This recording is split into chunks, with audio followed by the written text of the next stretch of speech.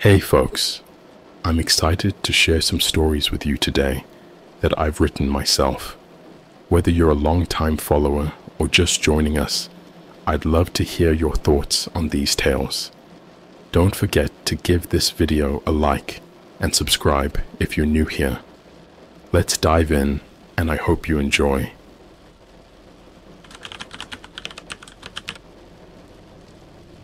I am a dark web bounty hunter, and I was hired to unalive myself.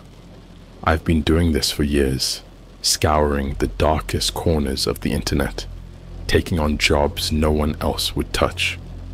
I'm a bounty hunter, but not the kind you see in movies. My targets aren't running from the law. They're running from something much worse. The dark web is my playground, and I'm good at what I do. Maybe too good. It was a Tuesday night, and I was nursing a whiskey in my dingy apartment when I got the notification, a new job offer. Usually, I get the usual requests: track down a runaway, gather dirt on a business rival, maybe rough up someone who owes money. But this one was different. The message was simple. I want you to unalive someone. Budget, $500,000, $500,000. That kind of money doesn't come around often, and it was enough to get me interested. But then I saw the attachment. It was a single line. The target is you. I stared at the screen, rereading the message until the words blurred together. Someone wanted to pay me $500,000 to kill myself. My first instinct was to laugh it off, but the more I thought about it, the more it disturbed me. This wasn't a joke.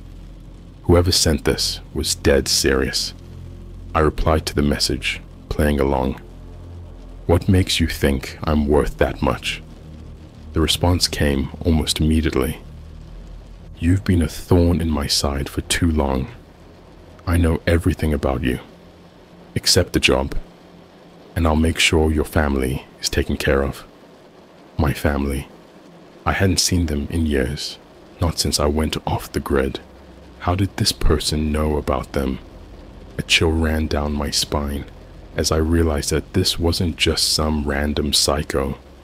This was personal. I needed answers, so I dug into the message. It was routed through multiple layers of encryption, but I managed to trace it back to a hidden forum on the dark web. The forum was a cesspool of depravity, filled with posts about illegal drugs, human trafficking, and worse. But there, buried among the filth, was a thread titled "The End of a Hunter." The thread detailed my life, my jobs, even my habits. It was like reading my own obituary. Whoever this was, they knew everything about me. And they weren't alone. The thread had hundreds of replies, all from people who seemed to know me or hate me. They were placing bets on whether I'd take the job, speculating on how I'd do it, and sharing their own twisted fantasies about my death. I felt sick. These people were treating my life like a game, but the most disturbing part was a post from someone with the username Watcher. It read, "If he doesn't do it, we will." That was when I realized I had no choice. This wasn't just about the money anymore. It was about survival.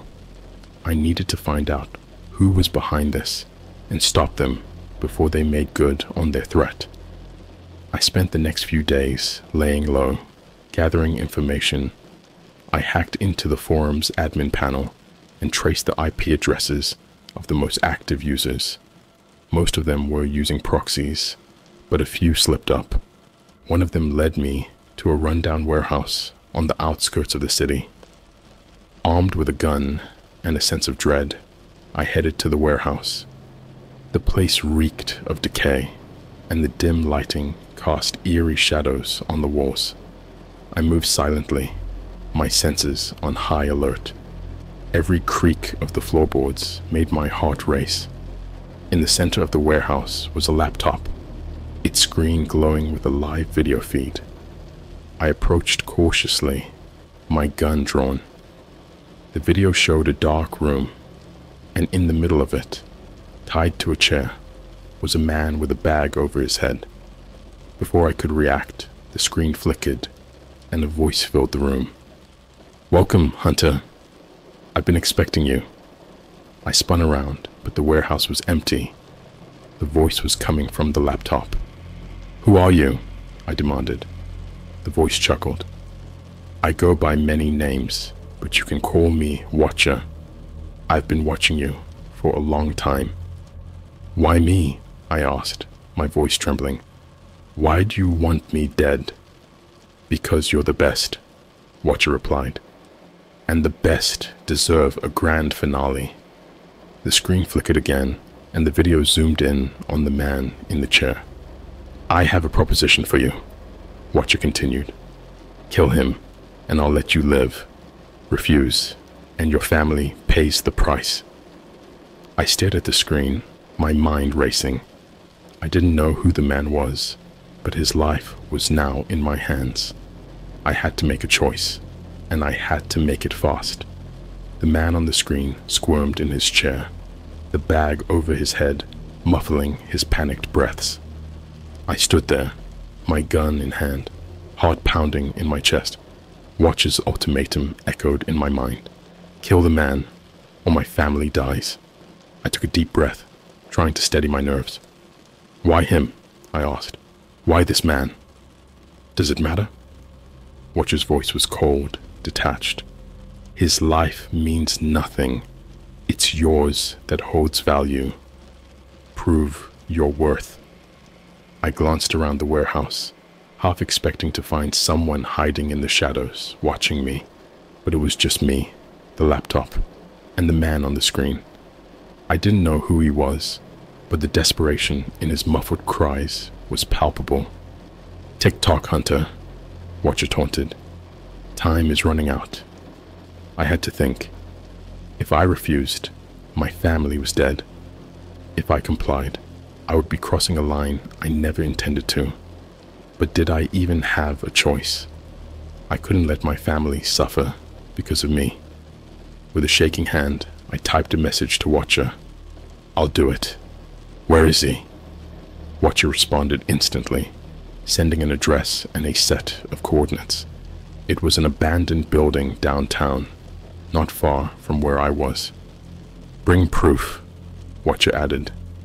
I closed the laptop and headed to the location, every step weighed down by dread.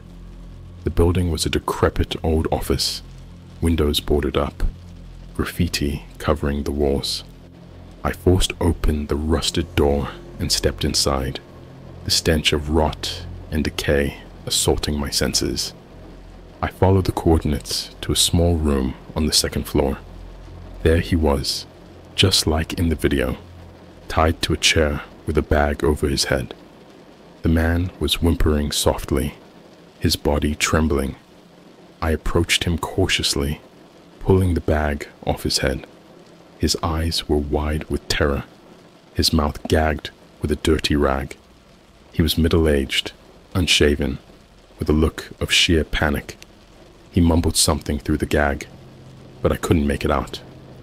"I'm sorry," I whispered, feeling a pang of guilt. "I don't have a choice." The man shook his head violently, pleading with his eyes. I hesitated, my finger hovering over the trigger. Could I really do this? Could I take an innocent life to save my own? Before I could decide, a new message came through on my phone. "Do it now, or they die." That was the final push. I couldn't risk it. I pulled the trigger, the gunshot echoing through the empty building. The man's body slumped in the chair, blood pooling around him. I stood there, staring at the lifeless body, feeling a mix of horror and relief.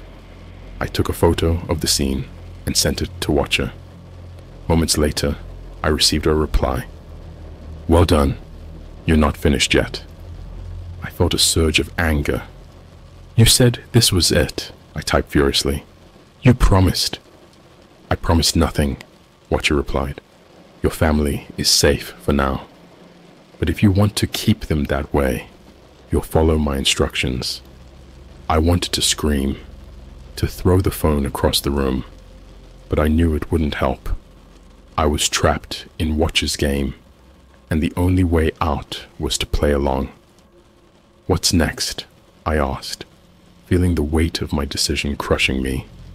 Watcher sent another set of coordinates, this time in a remote part of the city. "Meet me here. We'll discuss the next steps."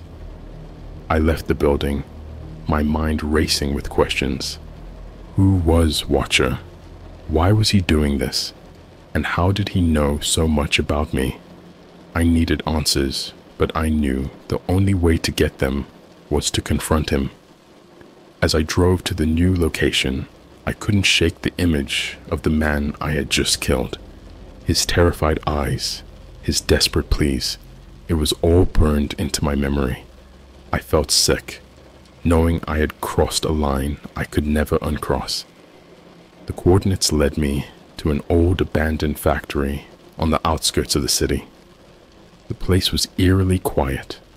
The only sounds, the distant hum of traffic and the rustling of leaves in the wind.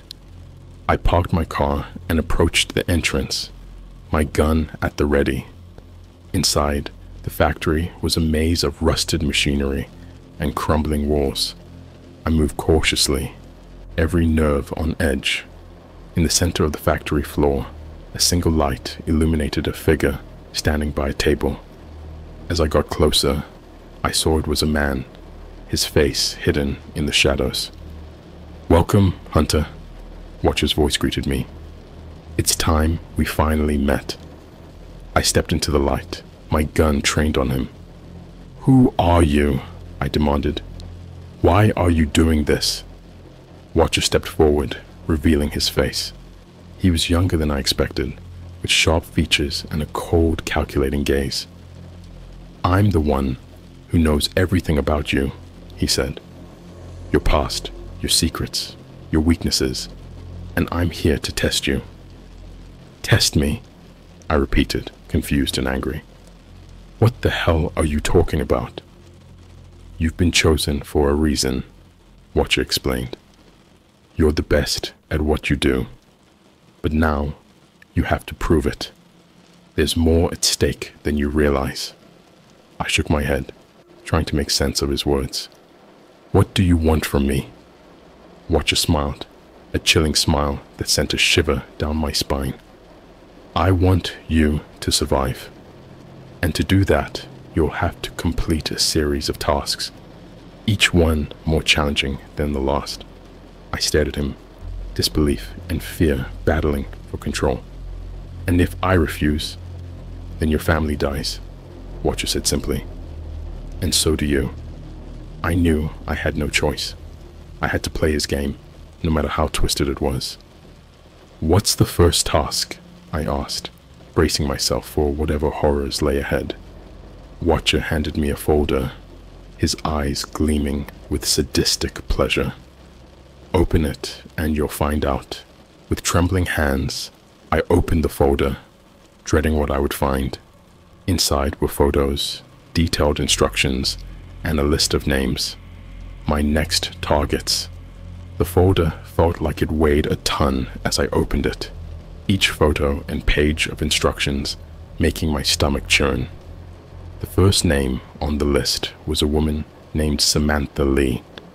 Her picture showed a smiling young woman in her early 30s with bright blue eyes and long brown hair. The instructions were clear.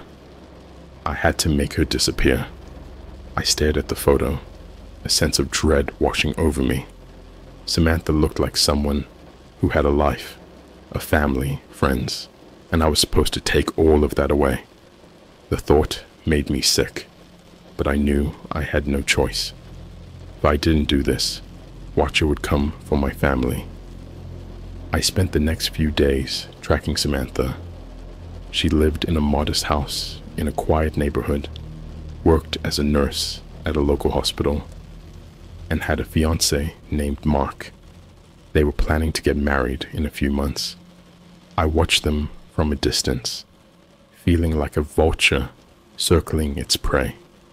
One evening, I followed Samantha as she left the hospital. She was tired, probably from a long shift, and didn't notice me trailing her. I waited until she stopped at a convenience store, then made my move. I approached her in the parking lot, my gun hidden under my jacket. "Samantha Lee?" I asked, my voice steady despite the turmoil inside me. She turned, surprise and caution in her eyes. "Yes? Who are you?" I pulled out the gun, keeping it low but visible. "Get in the car," I ordered. "Don't make a sound." Her eyes widened in fear, but she didn't scream. She nodded, her hands shaking, as she unlocked her car and got in. I slid into the passenger seat, keeping the gun trained on her. "Drive," I commanded. "And don't try anything stupid." Samantha obeyed, tears streaming down her face as she drove. I directed her to an isolated spot outside the city, a place where no one would find us. When we arrived, I made her stop the car and get out. "Why are you doing this?" she sobbed. "I haven't done anything wrong." I felt a pang of guilt, but I couldn't let it show. "It's not about you," I said, my voice cold. "It's about survival." Before she could respond, I knocked her out with the butt of my gun. I hated doing it, but I couldn't risk her trying to escape or call for help. I dragged her into the woods, her unconscious body heavy and limp. The instructions were clear: make her disappear without a trace. I had brought a shovel and some plastic sheeting, and I set to work digging a grave. Every shovel, full of dirt, felt like a stab to my conscience, but I kept going, driven by the fear of what Watcher would do if I failed. When the grave was deep enough, I wrapped Samantha in the plastic and lowered her into the hole. I stood there for a moment, looking down at her, a mixture of guilt and anger churning inside me. This wasn't who I wanted to be. This wasn't the life I chose, but it was the life I was stuck with. I covered the grave, making sure it looked undisturbed. Then I took a photo and sent it to Watcher, my hands shaking. Moments later, I received a reply. "Well done. Next target." I felt a wave of despair wash over me. This was only the beginning. There were more names in the folder, more lives I had to destroy. And with each task, I felt myself slipping further into darkness. The next name was a man named David Chen, a software engineer who lived alone. The instructions were the same: make him disappear. I followed him for a few days, learning his routines, his habits. David was a quiet man, kept to himself, and rarely had visitors. He was the perfect target. I broke into his apartment one night, waiting for him to come home. When he did, I ambushed him, tying him up and gagging him before he could call for help. His eyes were filled with terror, and I could see the questions burning behind them. "Why are you doing this?" he tried to ask through the gag, his voice muffled and desperate. I didn't answer. I couldn't. I just did what I had to do. I took him to another remote location, another grave waiting to be filled. The process was the same, but with each burial, I felt a piece of my humanity slipping away. David's grave joined Samantha's in my growing collection of sins. I sent the photo to Watcher, feeling numb. The reply was almost immediate. "You're doing well. Keep going." The next target was a teenage girl named Emily Price. She was only 17, still in high school, with a bright future ahead of her. The thought of taking her life made me sick, but I knew I had no choice. I followed her for days, trying to find a way to justify what I had to do, but there was no justification. This was murder, plain and simple. I waited until she was alone, walking home from school, I approached her, my gun hidden but ready. "Emily?" I called out, trying to sound non-threatening. She turned, her face curious and a little wary. "Yeah? Do I know you?" I hated myself for what I was about to do. "No," I said, my voice breaking. "I'm sorry." Before she could react, I grabbed her, covering her mouth to stifle her screams. I dragged her to my car, feeling her struggle against me, her fear palpable. I drove to another remote spot, my mind screaming at me to stop, but I couldn't. I did what I had to do, the guilt and horror overwhelming me. I buried Emily next to David and Samantha, my hands shaking as I sent the photo to Watcher. The reply came as always. "Good job. Next target." I couldn't take it anymore. I was losing myself, becoming a monster.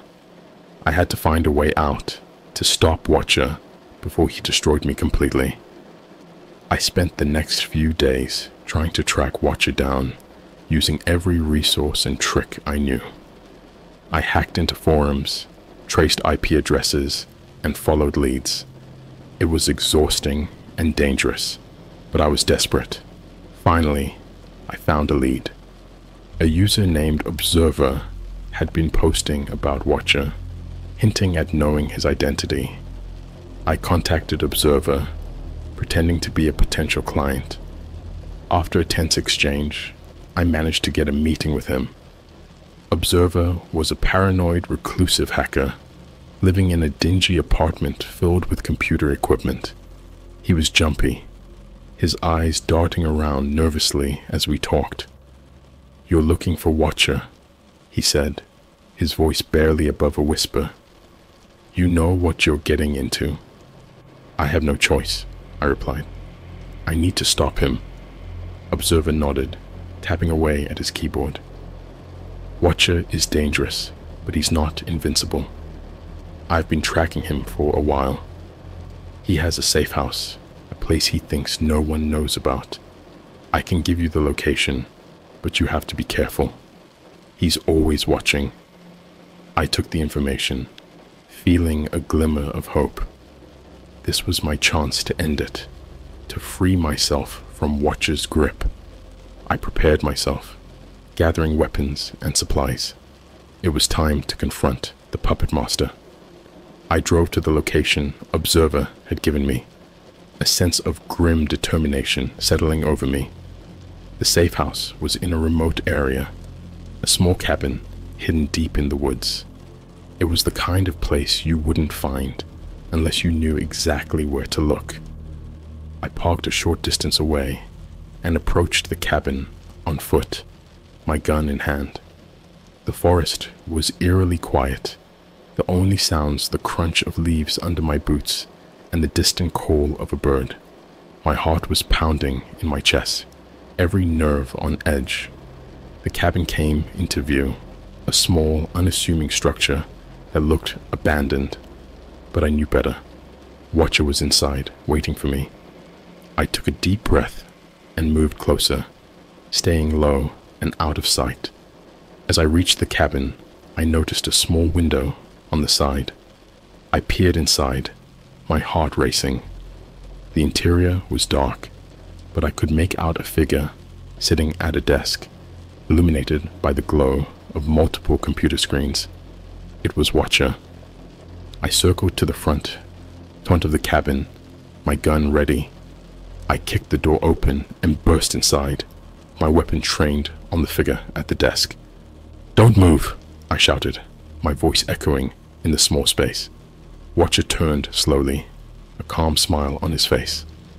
"Hunter," he said, his voice as chilling as ever. "I knew you'd come." "Enough games," I snarled. "This ends now." "Does it?" Watcher asked, his eyes gleaming with a cold, calculating light.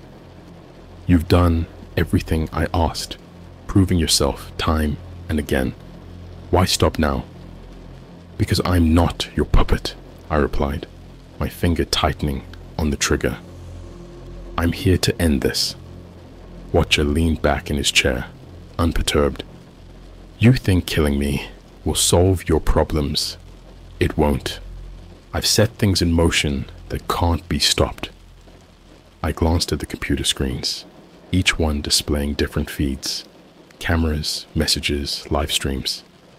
What have you done? I demanded. Watcher smiled. I've made sure that even if you kill me, the game continues. Your family, your friends, they're all part of it now. If you want them to survive, you'll keep playing. I felt a surge of rage. You're lying, I said, but even as I spoke, I knew he was telling the truth. This wasn't just about me anymore. Watcher had woven a web of control, and I was trapped in it. I don't want to kill you, Watcher said, his tone almost sympathetic. I want to see how far you'll go, how much you're willing to sacrifice. It's fascinating, really. I took a step forward, my gun aimed at his head. Tell me how to stop it, I demanded. There has to be a way. Watcher shrugged. There is, but it won't be easy. You'll have to find the others, the ones who work for me. Take them out, one by one. Only then will you have a chance to break free. Who are they? I asked, desperation creeping into my voice. Where are they? Watcher leaned forward, his eyes locking onto mine. That's for you to figure out, Hunter. Consider it your final test. Before I could react, Watcher moved. He pulled a gun from under the desk and fired. The shot missed me by inches, and I responded instinctively, pulling the trigger. The bullet hit Watcher square in the chest, and he slumped back, a look of surprise on his face. I stood there, breathing heavily, my gun still aimed at his lifeless body. It was over, or so I thought. I searched the cabin, looking for any clues that might help me. On one of the computer screens, I found a list of names, people who worked for Watcher, people I had to find and eliminate. It was a daunting task, but I had no choice. If I wanted to save my family, I had to finish what I started. As I left the cabin, a new sense of purpose filled me. I was no longer just a pawn in Watcher's game. I was a hunter, and I was going to take down everyone who had a hand in this twisted operation. I spent the next few weeks tracking down the names on the list. Each one led me to a different part of the city, a different layer of the dark web. I encountered hackers, mercenaries, and criminals of all kinds, each one more dangerous than the last. But I was relentless, driven by the need to protect my family and end this nightmare. The first target was a hacker named Felix. He was hiding out in a rundown apartment, surrounded by computers and surveillance equipment. I ambushed him, forcing him to give me information on the others before I made him disappear. His apartment became a treasure trove of data, leading me to the next name on the list. The next target was a mercenary named Lucas. He was a former soldier, now working as a hired gun for anyone who could pay. Tracking him down was harder, but I managed to catch him off guard in a seedy bar. He fought back, but I was faster, more desperate. I took him down and got the information I needed. One by one, I hunted them all. Each kill took a piece of my soul, but I pushed forward, knowing it was the only way to end this. I felt myself becoming more ruthless, more detached, but I couldn't stop. I had to see it through. The final name on the list was a woman named Maria. She was different from the others, a mastermind who had helped Watcher plan everything. She was elusive, always one step ahead, but I finally tracked her to a luxury penthouse in the city. I broke in, catching her by surprise. She was calm, almost serene, as if she had been expecting me. "So, you're the famous hunter," she said, her voice smooth and confident. "I've heard so much about you." "Then you know why I'm here," I replied, my gun trained on her. Of course, she said, a small smile playing on her lips. But killing me won't change anything. The game will continue, with or without me. Not if I destroy everything, I said. Tell me how to stop it. All of it. Maria sighed, shaking her head. You're in deeper than you realize, but I admire your determination.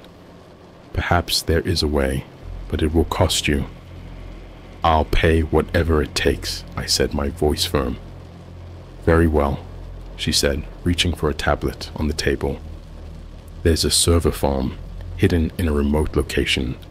It's the heart of our operation. Destroy it, and you might just end this. She gave me the coordinates, and I left, knowing this was my last chance. I gathered my supplies, prepared for one final mission. It was time to finish this, once and for all. The coordinates led me to a desolate area, miles from civilization. The server farm was hidden underground, beneath an old, abandoned factory.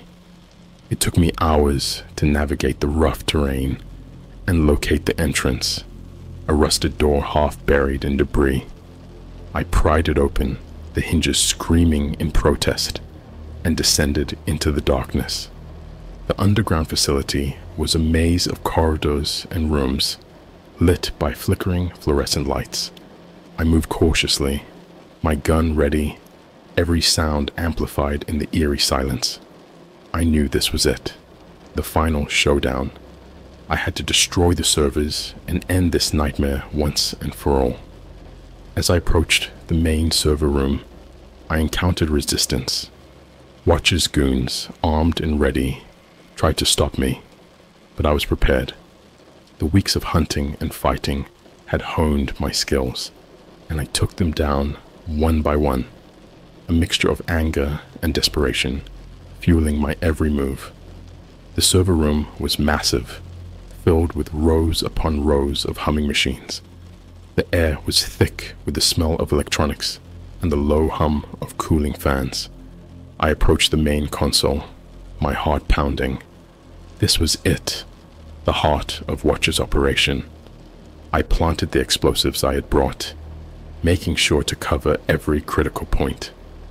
The timer was set for 10 minutes, giving me just enough time to escape. As I finished, I noticed a terminal still logged in. Curiosity got the better of me, and I accessed it, hoping to find some final piece of the puzzle.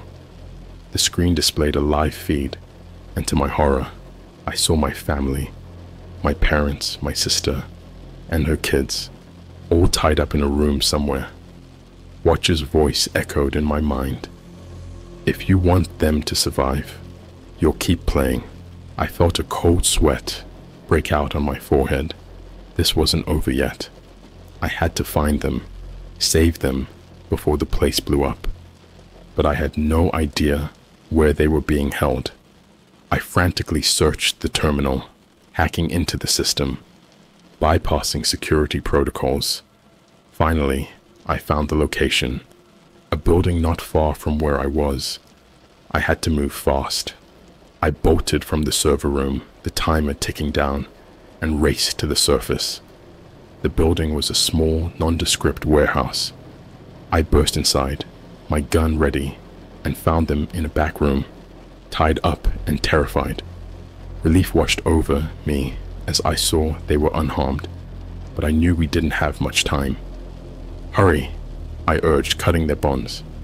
We have to get out of here, now. They followed me, confusion and fear in their eyes. We ran to my car, and I sped away, the factory and the server farm disappearing in the rearview mirror.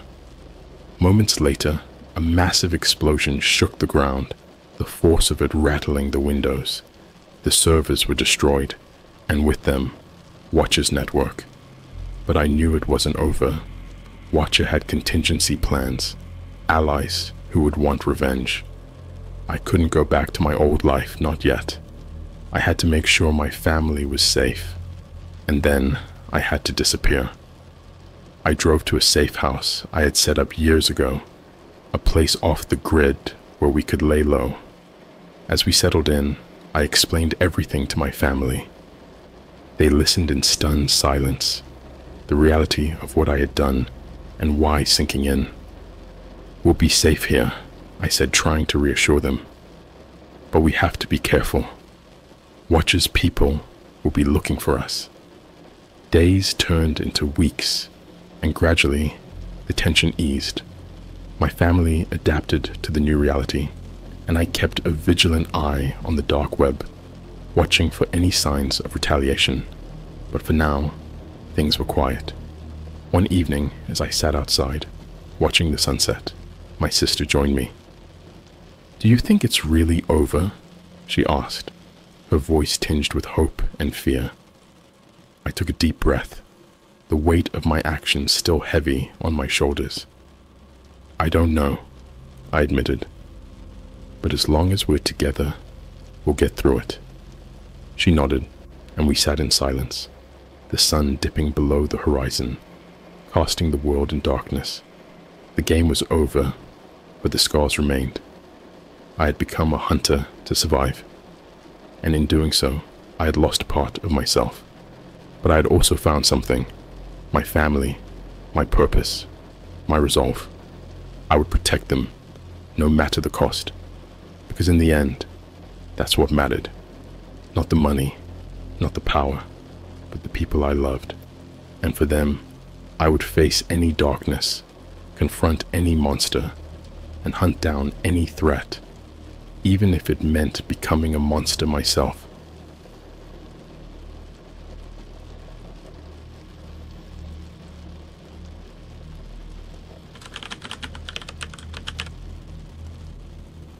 I applied for a job on the dark web. I ended up working as a guardian in a secret prison on the Antarctic. Something horrible is about the inmates. Hey Reddit, I never thought I'd end up here, writing this out for the world to see. But I need to tell someone what happened to me. I guess I'll start at the beginning. About 6 months ago, I was in a really bad place. I had just lost my job, my girlfriend dumped me, and I was drowning in debt. I was desperate for money and was willing to do anything. That's when I stumbled across a job listing on a dark web forum. The listing was vague, just a couple of lines about needing someone for security work in a remote location. The pay was insane though. They were offering more money in a month than I could make in a year at my old job. There was no way I could pass it up. I applied, and within a day, I got a response. They wanted to meet me in person, at a hotel in the middle of nowhere. It all felt sketchy, but like I said, I was desperate. I drove out to the hotel, and that's where I met Mr. Black. He was tall, with slicked back hair, and a smile that didn't reach his eyes. He didn't give me many details about the job, just that it was in Antarctica and I'd be working as a guardian in a secret prison. He handed me a contract, which I stupidly signed without reading. 2 days later, I was on a plane to Antarctica.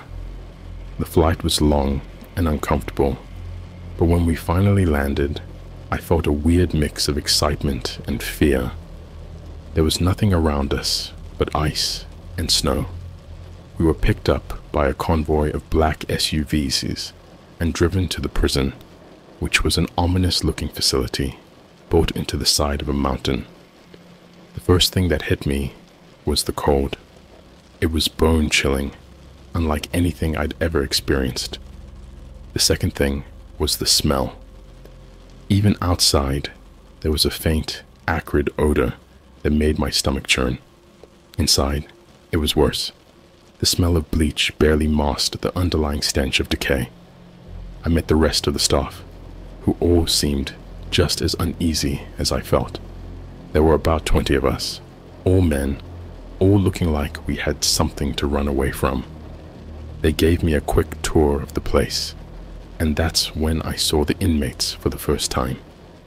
They weren't like any prisoners I'd ever seen. They were kept in cells with thick, reinforced glass walls, and they looked wrong. Their eyes were vacant, almost lifeless, and their skin was pale and stretched tight over their bones. Some of them had strange marks and scars, like they had been experimented on. They barely moved, just sat in their cells, staring at nothing. My first night on duty was when things started to get really disturbing. I was assigned to watch over cell block D, which was supposedly the worst one.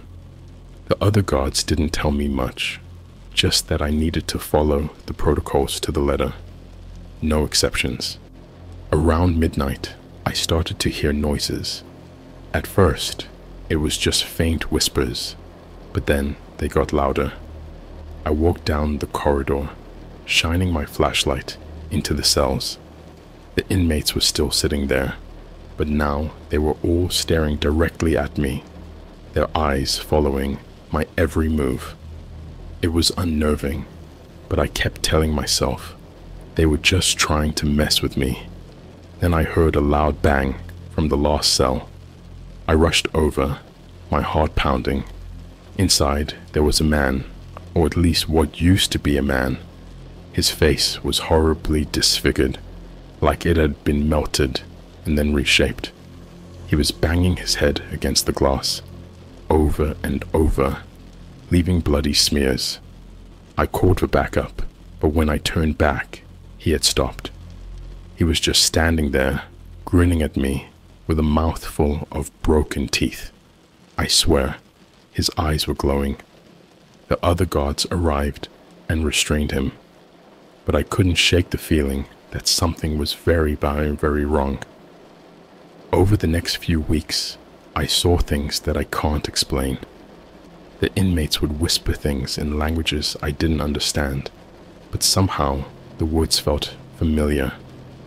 They'd have violent outbursts, attacking each other or themselves.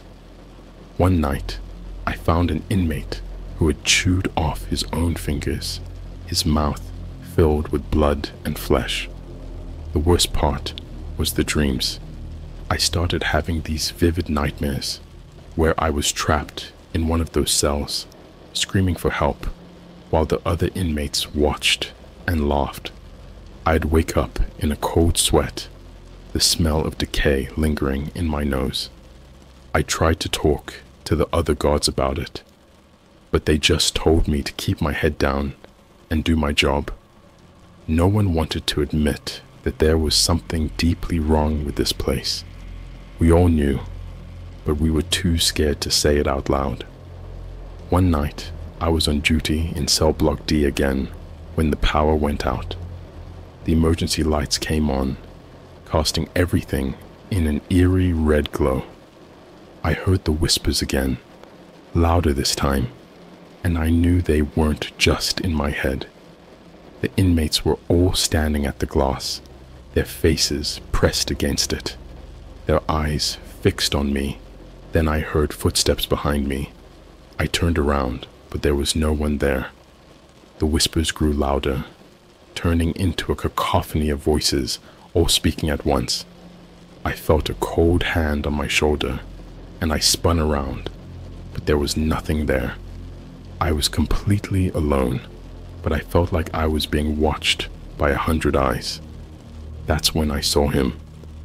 The man from the last cell, the one with the disfigured face. He was standing in the middle of the corridor, staring at me with those glowing eyes. He started to laugh, a horrible, guttural sound that echoed off the walls. I tried to run, but my feet wouldn't move. I was frozen in place, paralyzed by fear. He walked towards me, his laughter growing louder and more distorted. He reached out and touched my face, his fingers cold and clammy. I felt a searing pain as his touch burned my skin. I screamed, but no sound came out. The world around me started to blur, and everything went black. I woke up in the infirmary, my face bandaged and my body aching.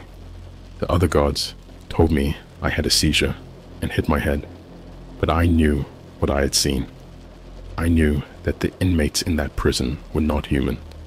They were something else, something evil, and I was trapped there with them. When I woke up in the infirmary, I felt like I was losing my grip on reality. The doctors tried to reassure me, saying the stress of the job was getting to me. They gave me some pills and sent me back to my quarters, but I couldn't shake the feeling that something was very wrong. The bandages on my face were a constant reminder of that night. I avoided cell block D as much as possible, but it was hard to escape the whispers. They seemed to follow me everywhere, gnawing at the edges of my sanity. The other guards were no help. They had seen things too, but we all acted like everything was normal. We were scared, and denial was our only defense. A few days after my incident, I started to notice some of the guards disappearing. They had just be gone, without any explanation. When I asked about them, I was told they had left for personal reasons. It was a load of crap, and we all knew it. There was no way to leave this place without a helicopter, and I hadn't seen any leaving. I started keeping a journal, writing down everything I saw and heard. It was the only way to keep my thoughts straight. I wrote about the whispers, the strange languages, and the glowing eyes. I even drew sketches of the inmates, trying to capture their twisted features. It was a feeble attempt to understand what was happening, but it was better than doing nothing. One night, I was on patrol in cell block B. It was supposed to be one of the safer blocks, but nothing felt safe anymore. As I walked down the corridor, I noticed one of the cells was empty. The door was wide open, and the inmate was gone. Panic set in. I rushed to the control room to report it, but when I got there, the guards were just sitting around, looking bored. I told them about the missing inmate, and they laughed. They said there was no way anyone could escape. But I insisted, and finally, they agreed to check the cameras. What we saw chilled me to the bone. The footage showed the inmate standing in the middle of his cell, staring at the camera. Then, without warning, he started to convulse. His body twisted and contorted in unnatural ways, and he let out a blood-curdling scream. Then he just disappeared. 1 second he was there, the next, he was gone. The guards tried to play it off as a glitch, but I knew better. That night, I couldn't sleep. I kept hearing that scream in my head, over and over. I got up and decided to take a walk, hoping the cold air would clear my mind. As I walked past the infirmary, I heard voices coming from inside. Curious, I peeked through the door and saw 2 doctors talking in hushed tones. Another one missing. "That's the 3rd this month," one of them said. "We need to report this. It's getting out of hand," the other replied. "No, we can't. You know what they'll do if they find out." They continued their conversation, but I didn't stick around to hear the rest. I hurried back to my quarters, my mind racing. It was clear that the disappearances were being covered up, and the staff knew more than they were letting on. The next day, I confronted one of the doctors, a guy named Dr. Green. I told him what I'd heard and demanded to know the truth. He looked around nervously before pulling me into an empty room. "You need to keep your mouth shut," he hissed. "If they find out you know, they'll come for you too." "Who are they?" I asked. "The people who run this place, the ones who brought us here. You think this is just a prison? It's not. It's an experiment. They're studying these things, and we're just as much test subjects as the inmates." His words sent a chill down my spine. I asked him what he meant, but he just shook his head. Just stay out of it. Do your job. Keep your head down, and maybe you'll make it out of here alive. With that, he left, leaving me more confused and scared than ever. I went back to my quarters and tried to process what he had said. If this was an experiment, then what were they experimenting on, and what did that make us? The next few days were a blur. I kept my head down and tried to avoid drawing attention to myself, but the whispers were getting louder, and the dreams more vivid. I started seeing things out of the corner of my eye, shadows that shouldn't be there. I felt like I was being watched, even when I was alone. One night, I was in the control room, watching the monitors. It was a quiet night, and I was starting to feel a bit more relaxed. Then out of nowhere, all the cameras went dark. The screens flickered, and I heard a low hum, like the sound of electricity. When the cameras came back on, the cells were empty. Every single inmate was gone. I sounded the alarm, and the guards rushed to the cell blocks. We searched every inch of the facility, but there was no sign of the inmates. It was like they had vanished into thin air. The guards were on edge, and I could see the fear in their eyes. No one knew what to do. Then we heard the screams. They came from the lower levels, the ones that were supposed to be off limits.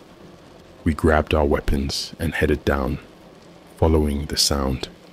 The lower levels were dark and damp, with a smell that made me gag. We found a door that was slightly ajar, and inside, we saw them. The inmates were huddled together, their bodies twisted and contorted in unnatural ways. Their eyes were glowing, and they were whispering in that strange language. In the center of the room was a large black hole, like a tear in reality. The inmates were being pulled towards it, their bodies stretching and distorting as they were sucked in. One of the guards screamed and fired his weapon, but it was too late. The last inmate disappeared into the hole, and it closed with a loud crack, leaving nothing but silence behind.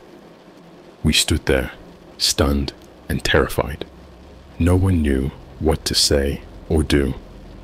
We went back to the control room and reported what we had seen, but the higher-ups didn't believe us. They said it was a hallucination, a result of the stress and the environment. But I knew what I had seen. I knew that something evil was lurking in that facility, and it was only a matter of time before it came for us. And now, I'm trapped here, with no way out. The whispers are getting louder, and the dreams more vivid. I don't know how much longer I can hold on, but I need to warn people, to let them know the truth. If you're reading this, stay away from the dark web. Stay away from any job offers that seem too good to be true, because you might end up like me, trapped in a nightmare with no escape. The days that followed were a haze of fear and paranoia. After the incident with the disappearing inmates, the atmosphere in the prison became even more oppressive. The guards were on edge, whispering among themselves about what they had seen. We all knew that something terrible was happening, but no one wanted to admit it out loud. Dr. Green was the only one who seemed to have some understanding of what was going on, but he was too scared to talk. Every time I tried to ask him about the experiment, he would just shake his head and tell me to drop it.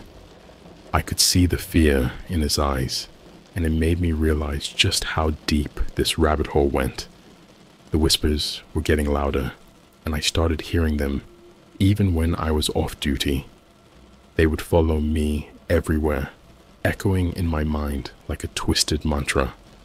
I couldn't sleep, couldn't eat. I felt like I was losing my mind. One night, I decided to investigate on my own. I knew it was risky, but I needed answers. I waited until the middle of the night, when most of the guards were asleep or too tired to care. I made my way to the lower levels, the ones that were supposedly off limits. The lower levels were dark and cold, with an eerie silence that sent shivers down my spine. I followed the same path we had taken that night, the one that led to the room with the black hole. When I reached the door, I hesitated. I could hear the whispers coming from inside, louder than ever. I took a deep breath and pushed the door open.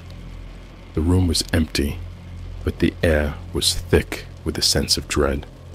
In the center of the room, where the black hole had been, there was now a large metal hatch. It looked old and rusty, like it hadn't been used in years. I approached the hatch, my heart pounding in my chest. The whispers were deafening now, filling my head with their insidious chant. I reached out and touched the hatch, and it felt like ice. With a deep breath, I pulled it open. What I saw inside defied all logic and reason. It was like looking into another world, one filled with darkness and horror. The air was thick with the stench of decay, and I could hear the faint sound of screaming. It was like a portal to hell itself. Before I could react, I felt a hand on my shoulder. I turned around and saw Dr. Green standing there, his face pale and terrified. "You shouldn't be here," he whispered. "They'll come for you." "Who? What is this place?" I demanded, but he just shook his head. "It's too late for you, for all of us. They're already here." He reached into his pocket and pulled out a small metal device.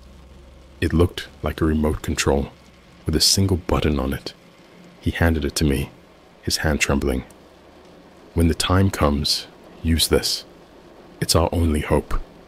Before I could ask him what he meant, he turned and ran, disappearing into the darkness. I stood there, staring at the device in my hand, feeling a sense of dread wash over me.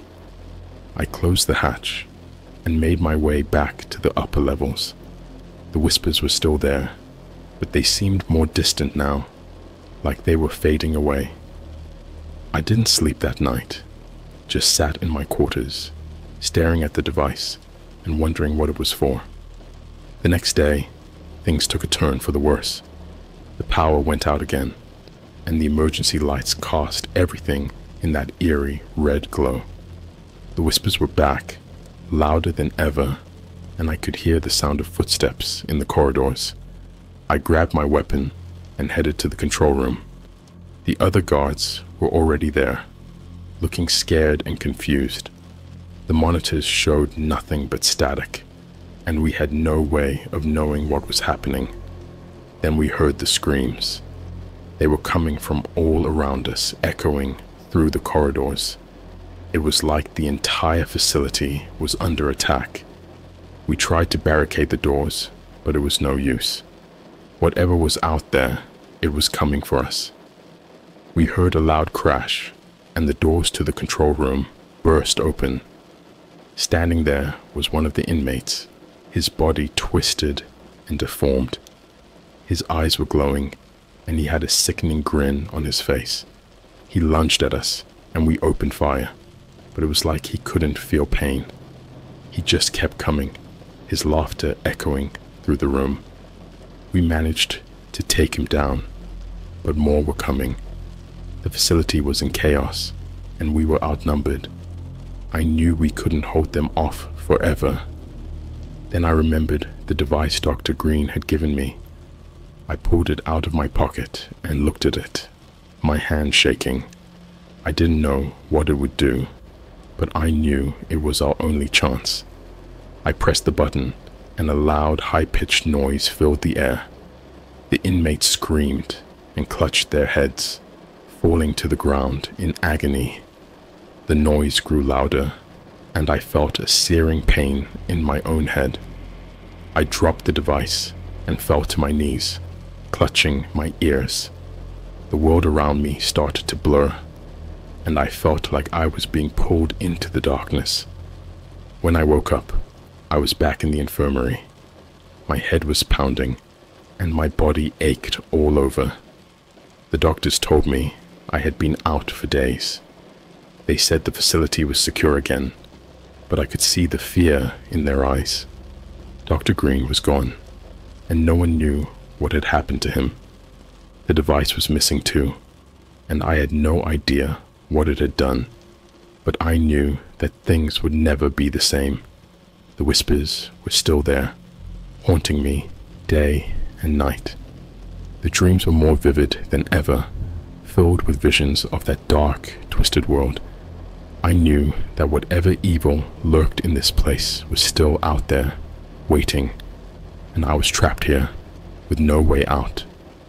The days blended together in a suffocating fog of fear and paranoia. After the incident with the device, the guards were even more on edge, constantly looking over their shoulders. The whispers seemed to be everywhere now, a constant background noise that made it impossible to think straight. I tried to keep my head down and do my job, but the weight of what I had seen and experienced was crushing me. I couldn't shake the feeling that I was being watched, that something was lurking just out of sight, waiting for the right moment to strike. The remaining inmates were more restless than ever. They would bang on the glass walls of their cells, scream incoherently, and tear at their own flesh. Their eyes, those vacant, glowing eyes, would follow me wherever I went. It was like they knew something I didn't, something terrible. One night, I was on duty in cell block C when I heard a faint humming sound. It was different from the usual whispers, more melodic and rhythmic. I followed the sound to the end of the corridor, where I found a small hidden door I had never noticed before. It was slightly ajar, and the humming was coming from inside. I pushed the door open and stepped into a narrow, dimly lit hallway. The walls were lined with strange symbols and runes that seemed to pulse with an eerie, otherworldly light. I followed the hallway until I reached a large, circular room. In the center of the room was a massive, intricately carved stone altar. It was covered in blood, fresh and congealed, and surrounded by candles that flickered with an unnatural green flame. The humming was louder now, almost deafening, and I could feel it vibrating through my entire body. Standing around the altar were the remaining inmates, their bodies contorted and twisted in impossible ways. They were chanting in that strange guttural language, their voices rising and falling in a disturbing, hypnotic rhythm. At the head of the altar stood Dr. Green. His eyes were wild, and he was covered in blood. He held a large, ornate dagger in his hand, which he raised high above his head. The chanting grew louder and more frenzied as he brought the dagger down, plunging it into the chest of a bound and gagged guard. The guard's screams echoed through the room, mingling with the chanting and the humming. I watched in horror as his body convulsed and writhed, the life draining out of him. The blood flowed from the altar, forming intricate patterns and symbols on the floor. Dr. Green looked up and saw me standing there. His eyes locked onto mine, and a twisted smile spread across his face. "Welcome, Guardian," he said, his voice dripping with malice. "You're just in time for the ritual." Before I could react, I felt a sharp pain in the back of my head. Everything went black, and I crumpled to the floor. When I came to, I was bound to the altar, the same one I had seen the guard sacrificed on. The inmates were still chanting, their voices growing louder and more frantic. Dr. Green stood over me, the dagger in his hand, his eyes glowing with an unnatural light. "You should have stayed out of it," he said, his voice echoing in my mind. But now you will be part of something greater, something beyond your comprehension. He raised the dagger, and I braced myself for the end. But instead of plunging it into my chest, he traced the blade over my skin, carving strange symbols and runes into my flesh. The pain was excruciating, but I couldn't move or scream. It was like my body was paralyzed, held in place by some unseen force. As he carved, the symbols began to glow, pulsing with the same eerie light as the runes on the walls. I could feel something inside me, something dark and malevolent, awakening. The chanting grew louder and more frenzied, the inmates' voices blending into a single, deafening roar. Suddenly, the room was filled with a blinding light. I felt a searing pain in my chest, and I knew that whatever ritual they were performing was reaching its climax. The light grew brighter and brighter until it consumed everything. When the light finally faded, I found myself standing in the middle of the room, surrounded by the lifeless bodies of the inmates. The altar was gone, and the symbols on the walls had faded to nothing. The room was silent, save for the sound of my own ragged breathing.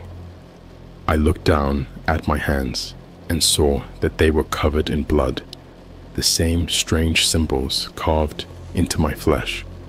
I could feel the darkness inside me, pulsing with a malevolent energy. I stumbled out of the room and made my way back to the control room. The facility was in chaos, guards running around in a panic, trying to make sense of what had happened.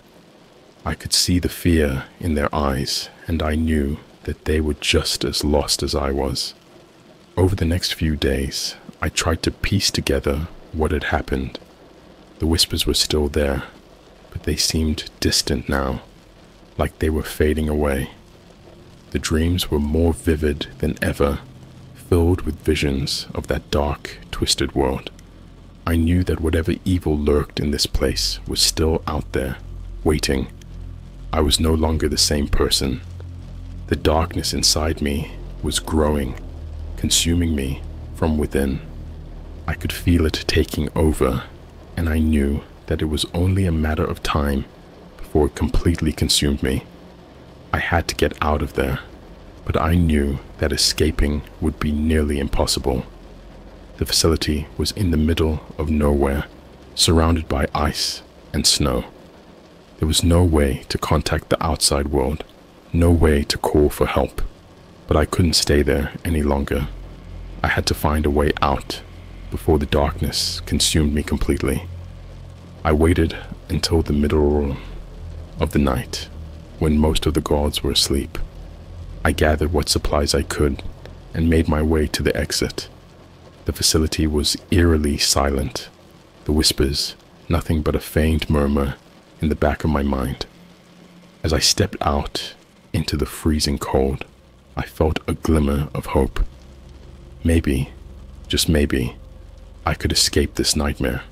But as I made my way through the snow, I couldn't shake the feeling that something was watching me, waiting for the right moment to strike. I didn't know if I would make it out alive, but I had to try. I had to warn the world about the horrors that lurked in that prison, about the evil that had taken hold of me. And as I trudged through the snow, I could still hear the faint whispers, a constant reminder that the darkness was always there, lurking just beneath the surface. I don't know how long I wandered through the frozen wasteland. Hours, maybe days. The biting cold was relentless, and the darkness inside me gnawed at my sanity. The whispers were faint now, but they were always there, a constant reminder of the evil I was carrying with me. I had no idea where I was going. The landscape was a monotonous expanse of ice and snow, stretching out endlessly in all directions. I was weak, exhausted, and barely able to keep moving, but I couldn't stop. I had to get as far away from that place as possible. Eventually, I stumbled upon an abandoned research station. It was a small, dilapidated building, half buried in the snow. It looked like it had been deserted for years. The windows were shattered, and the door hung loosely on its hinges.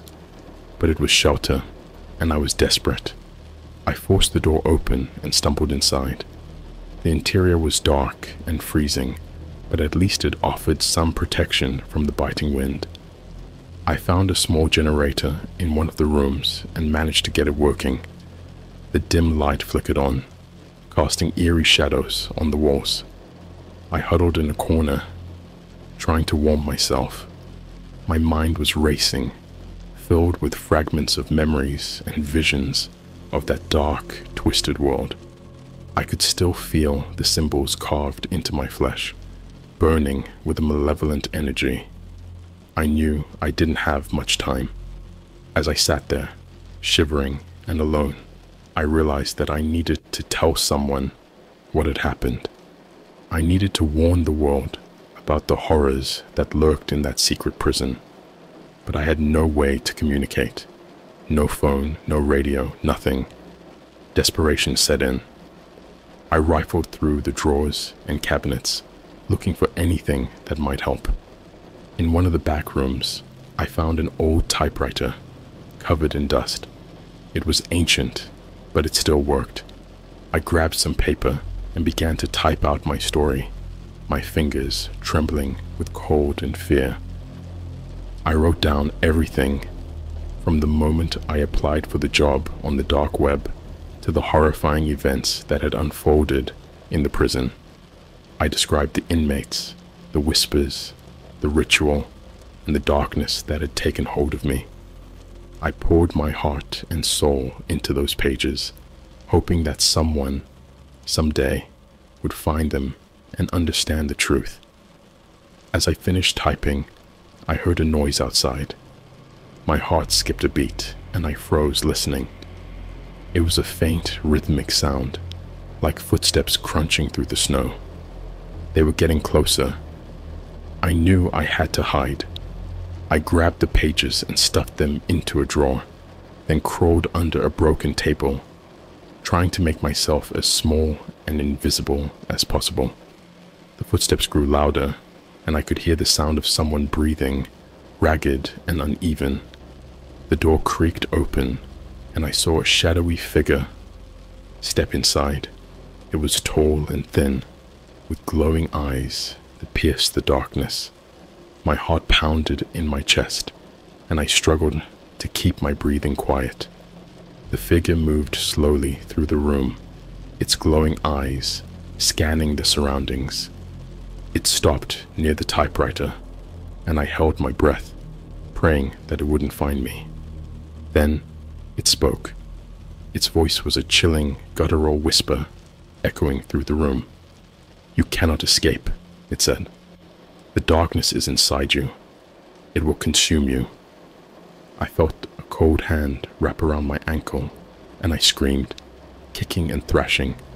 The figure dragged me out from under the table, its grip like iron. I looked up into those glowing eyes, and I knew that this was the end. But then, something strange happened. The darkness inside me surged, and I felt a sudden, overwhelming burst of energy. I didn't understand it, but I didn't have time to question it. I lashed out, my hands glowing with the same eerie light as the runes on my skin. The figure recoiled, hissing in pain. I scrambled to my feet and ran, the adrenaline giving me the strength I needed. I burst out of the research station and into the freezing night, the wind biting at my skin. I didn't stop running until I couldn't breathe, my lungs burning from the cold. I collapsed in the snow, panting and shivering. I could still feel the darkness inside me, but for now, it was subdued. I knew I couldn't stay there. I had to keep moving, had to find help. I stumbled to my feet and started walking again, the vast expanse of ice and snow stretching out before me. As I trudged through the frozen wasteland, I thought about the pages I had left behind. Maybe someone would find them, maybe not, but at least I had tried. At least I had told my story. I don't know how long I walked before I saw the lights, faint and distant, but unmistakable, a beacon of hope in the endless night. I stumbled towards them, my legs barely able to carry me. When I finally reached the source of the lights, I saw a small research team, bundled up against the cold. They looked at me with a mix of shock and concern, and I collapsed at their feet, too exhausted to speak. They took me in, tended to my wounds, and listened to my story. I don't know if they believed me, but they promised to help. They had a radio, and they contacted their base, arranging for a helicopter to come and get me. As I waited for the helicopter, I felt a glimmer of hope. Maybe, just maybe, I could escape this nightmare. But I knew that the darkness inside me would never truly be gone. It was a part of me now, a constant reminder of the horrors I had witnessed. When the helicopter finally arrived, I climbed aboard, looking back at the frozen wasteland one last time. The whispers were faint now, barely audible over the roar of the engines, but I knew they would never leave me. I don't know what the future holds, but I do know that I will never forget what happened in that secret prison on the Antarctic, and I will do everything in my power to make sure the world knows the truth. If you're reading this, please, stay away from the dark web. Don't take any job offers that seem too good to be true. And if you ever find yourself in a place where the whispers follow you, where the darkness feels alive, run, and never look back. Because once the darkness takes hold, it will never let you go.